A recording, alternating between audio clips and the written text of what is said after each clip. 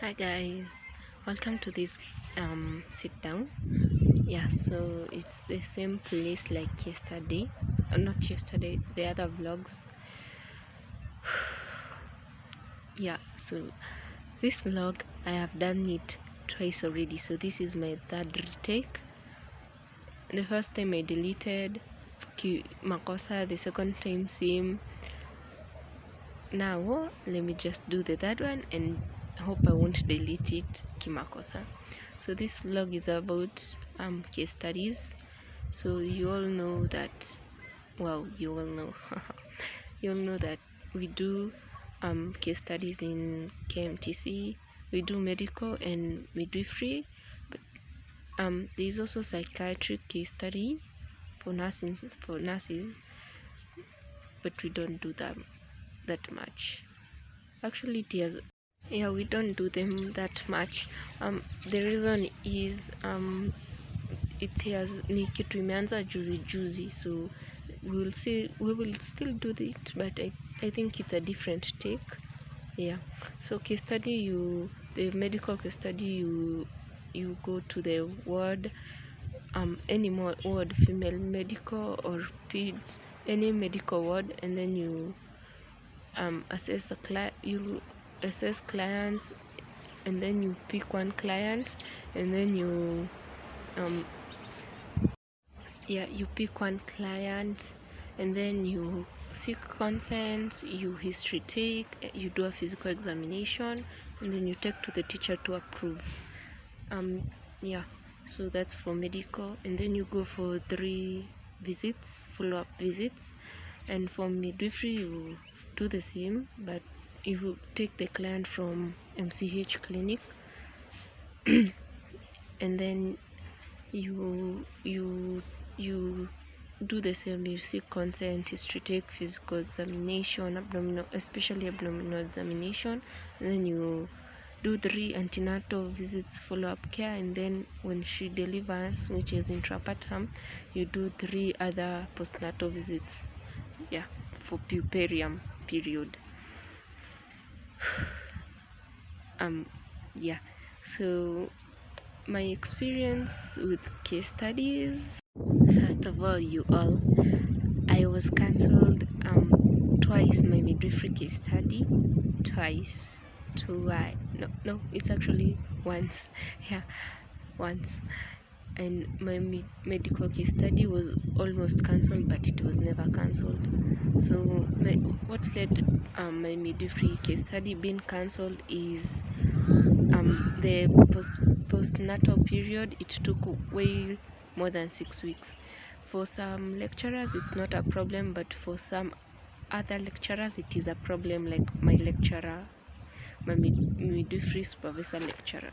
So yeah, I got cancelled because of that, and my medical was almost cancelled because of the same issue. My medical client, I had not done the visits like too close, and like the lecturer was worried that the client had healed, of which he did not cancel. I don't know why he didn't cancel. Yeah, so for medical case study, as for me, I went with Burns.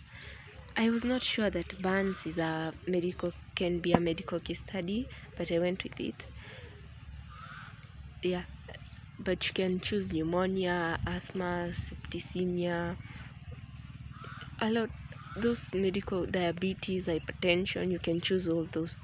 Yeah, and for midwifery you choose a client, a pregnant woman whose gestational age is between 28 weeks to 32 weeks.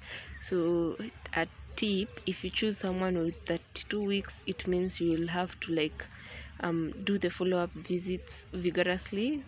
Yeah, so it won't let you breathe in between juu atadeliver mapema. So yeah, where was I? So at first I never knew that Burns is a medical condition.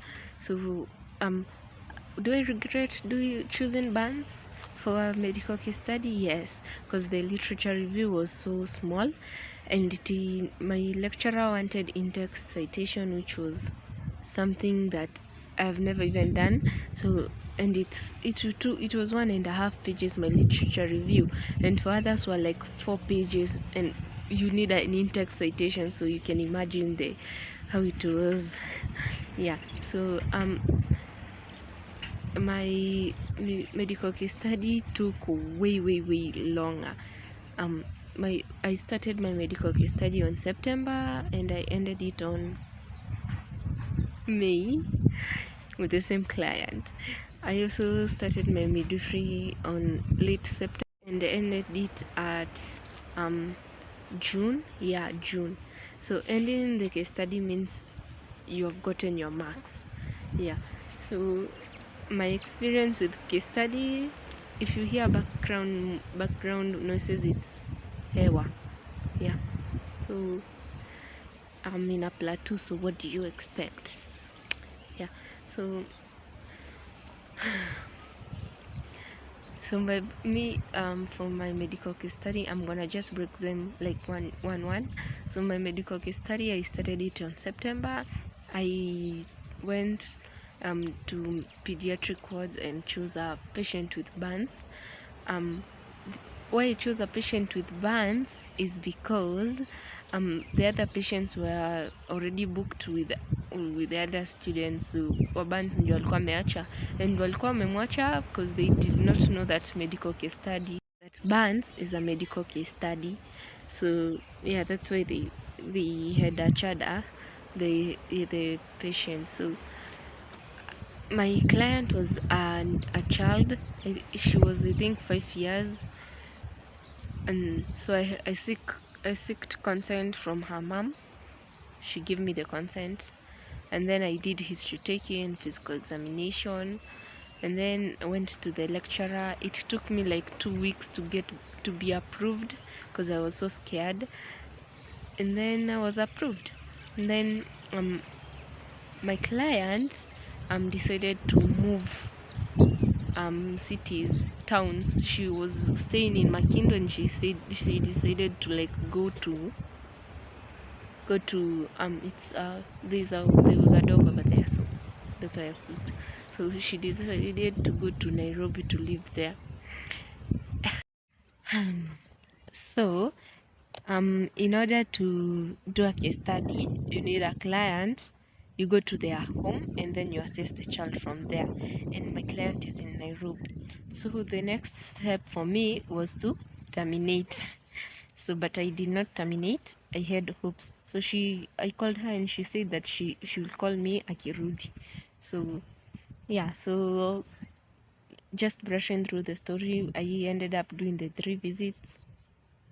Being approved the 3 visits, and then when the time for marks came, you know how you like write bibliography acknowledgement. I was returned twice for bibliography. My lecturer wanted in-text citation. So if you see I am sparkling, it's actually the sun. It's like it's almost, yeah, so it's the sun. It's almost sunset. So yeah, I repeated like bibliography 2 times, so I had to like write a whole page of bibliography and then in text everything in that page in the literature review. And remember, my literature review was how many pages? 1.5. So yeah. So yeah, also so but I ended up finishing it with God's grace.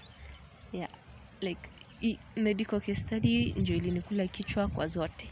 So my midwifery case study, it was quite smooth because my lecturer used like, we used not to see face to face unless she has written see me. So naeka kitabu asubuhi, jioni natoa, and she used to mark every day. So yeah, so but my medical case study lecturer used not to mark that one. You used to see him one on one, like ungeenda kwake akuonyeshe kila kitu. Yeah, so nilikuwa naeka tu natoa, and then when I reached, I think it's that antenatal, I got a CME, and the reason is I went I went to a visit and she had not approved. I was almost getting cancelled. But she was like, okay, it's okay, you didn't know, so you can proceed. So I proceeded. So yeah, I got cancelled twice.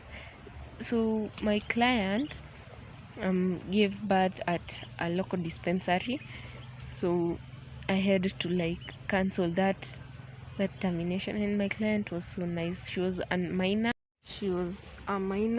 so I was talking to her mom. So yeah, she was 16 years old. Yeah, they were so nice. Her mom was so nice and so approachable. So okay, let me continue the story. I'm deviating. So nikaenda nika like when she was giving birth, she gave birth on December, I think. I even know it was December 11. So she gave birth kwa nini dispensary, so I did not deliver her, so I had to cancel that because the rule says that you must deliver a patient. So I went and terminated, then had to start from interpartum. So I searched for another client from the maternity ward. Yeah, and then got a client. This one was so nice. We could chat, she was so nice. Got her, and then we started off. So we started with her from interpartum.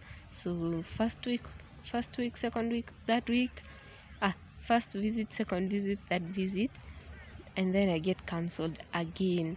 So I'm like, I'm losing my patience, because at that time list ilikuwa imetumwa ya kutuon the class teacher was like, I need your marks, and I was in that list. Evans was also in that list. So yeah, so I was cancelled, and the reason is because preparium period for my second client took way longer, and that was literally because of things that were unavoidable. I don't wanna mention it. It will sound. I just don't wanna mention it. So yeah, nikakansoliwa. I had. If I'm back and forth with this story, please forgive me. I am not a good storyteller, but I have to make content for you guys. Yeah. So my lecturer said that I'm supposed to just take a client from the postnatal wing, and then like do the follow-up visits with them. So I went and did that, and I finally finished. Hakunisumbua after that. So my advice is, oops, I was almost falling again. So I'm sitting on rocks. So what are my advices in case study? Number one, when you're cancelled, just take heart and rudi tu kwa game, maliza case study, because actually if you don't finish case study, ukikosa kumaliza case study, it's actually a requirement for you to sit for FQE. So ukikosa kumaliza ni shida kwa utafanya FQE. I also did an abnormal midwifery case study, which is you go and pick a client who has either PPH, APH, those complications when she was laboring.